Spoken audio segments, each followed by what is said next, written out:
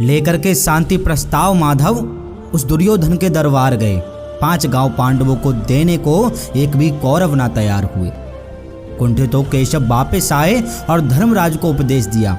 अब युद्ध एकमात्र शेष विकल्प व धर्म स्थापना का संकल्प लिया।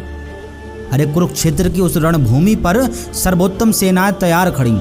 एक पक्ष में माधव सारथी थे, दूसरी ओर सेना बहुत बड़ी। फिर अर्जुन के कहने पर केशव रथ मध्य युद्ध भूमि के ले आए।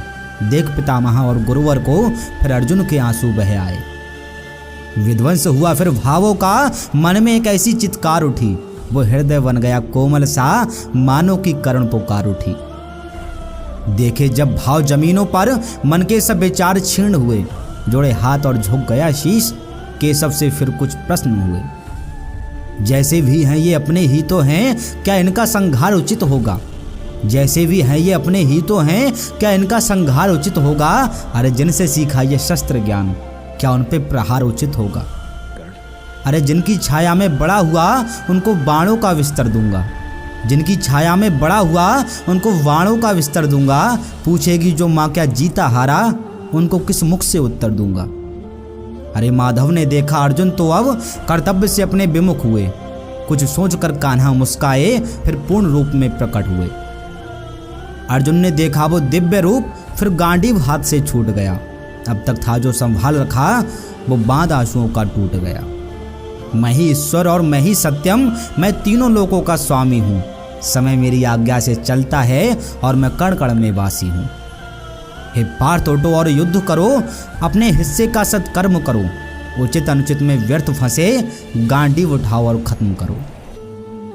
बोलो पार्थ किससे डरते हो, किस दुख का तुमको चिंतन है? अरे जिसको तुम मृत्यु समझते हो, वास्तव में वो ही तो जीवन है।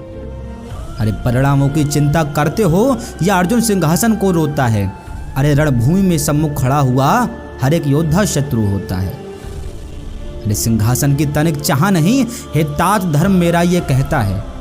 अरे सिंहासन की तनिक चाह नहीं, हे तात धर्म मेरा ये कहता है। अपनों का वध कर राज्य करूं, ये सोचकर मन पीछे हटता है।